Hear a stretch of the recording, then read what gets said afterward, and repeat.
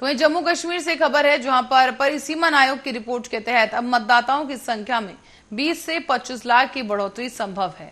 प्रदेश के मुख्य चुनाव अधिकारी हृदय कुमार सिंह के दावे के अनुसार मतदाताओं की संख्या वर्तमान में 76 लाख से बढ़कर 1 करोड़ से ज्यादा हो जाएगी।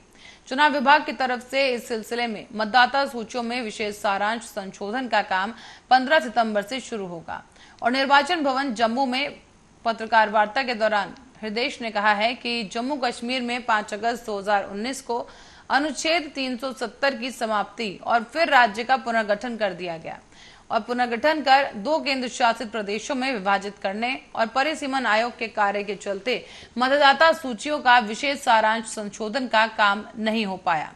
करीब 4 साल के बाद मतदाता सूचियों में विशेष सारांश संशोधन करने की मंजूरी चुनाव आयोग की तरफ से दे दी गई है।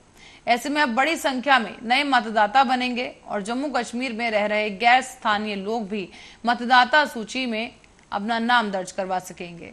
जम्मू कश्मीर के मुख्य चुनाव अधिकारी यानी सीईओ हृदय कुमार ने एक बड़े फैसले में घोषणा करते हुए कहा कि गैर स्थानीय लोग, जिनमें कर्मचारी, छात्र, मजदूर या फिर बाहर का कोई व्यक्ति अगर शामिल है जो कि आमतौर पर जम्मू कश्मीर में रह रहा है, वो मतदान सूची में अपना नाम दर्ज करवा सकते हैं। साथ ही जम्मू कश्मीर चुनाव में वो वोट भी कर सकते हैं।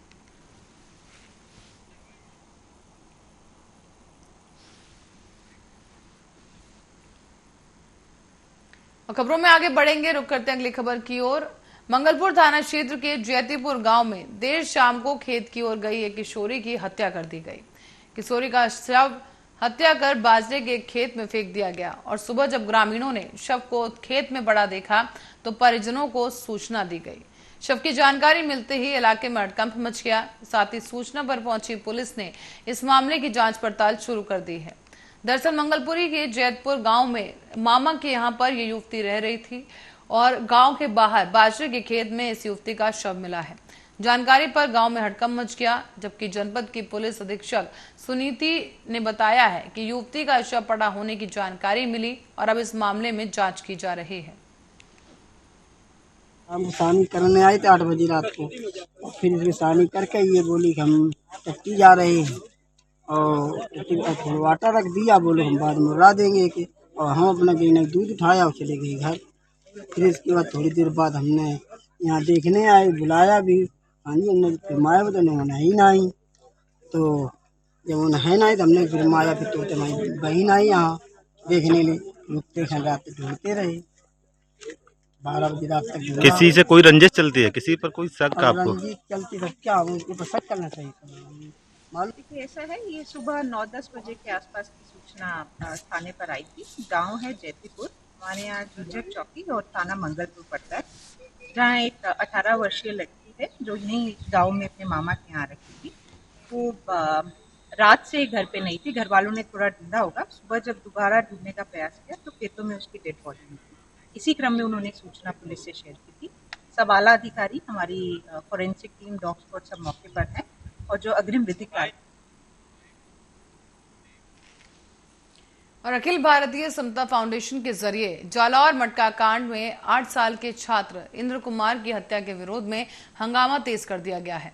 इसी हंगामे के चलते जालौर कांग्रेस सरकार की गलत मुआवजा नीति के खिलाफ 6 सूत्रीय खुला मांग पत्र जिलाधिकारी के माध्यम से राष्ट्रपति के नाम पर प्रदर्शन कर सौंप दिया गया है।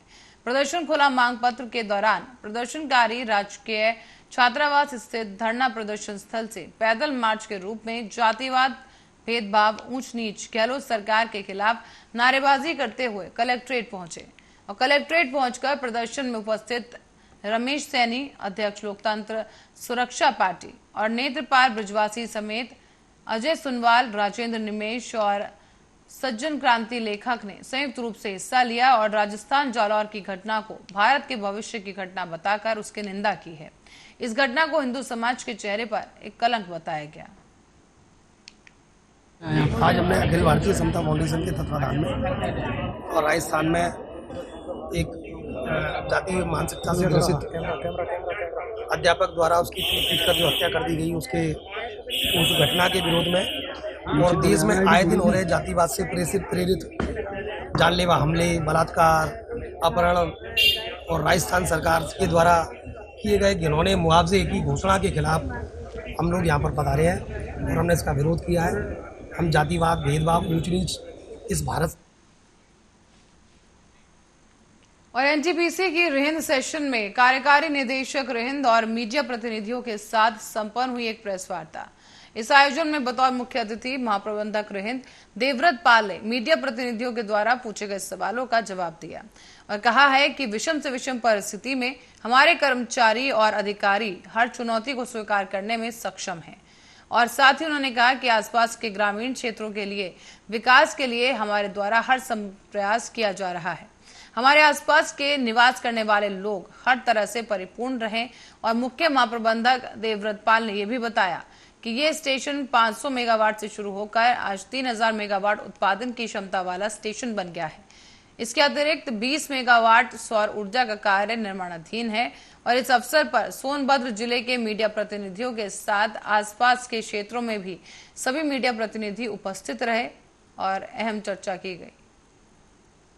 उपलब्धि अच्छे रहे इस साल का। हाँ, क्या आपने उचित किया? इस साल में देखिए, एक तो आप लोगों ने जैसे बताया, इस साल का जनरेशन बोलिए, ब्लड प्लांट का अवेलेबिलिटी बोलिए, हर एक पैरामीटर में हम लोग पिछले साल से आगे चल रहे हैं हम लोग। और बाकी जो है जैसे CSR फंड में भी हम लोगों ने बहुत सारा काम करा है। अभी जैसे गार्ल एम्प्लॉयमेंट करा है, गार्ल एम्प्लॉयमेंट मिशन करा है, यानी जो मोबाइल में हेल्थ यूनिट भी शुरू किया, शुभारम्भ किया था। कुछ गांव में जाकर भी हम लोग ने DK हार्ट रिसर्च सेंटर को बुलाया था, बनारस वाला गांव वाले को, जो कार्डियोलॉजी रिलेटेड जो भी इश्यूज है उनको लिए स्पेशल कैंप कराया था। स्कूल में स्मार्ट क्लास की इनोवेट कराया था।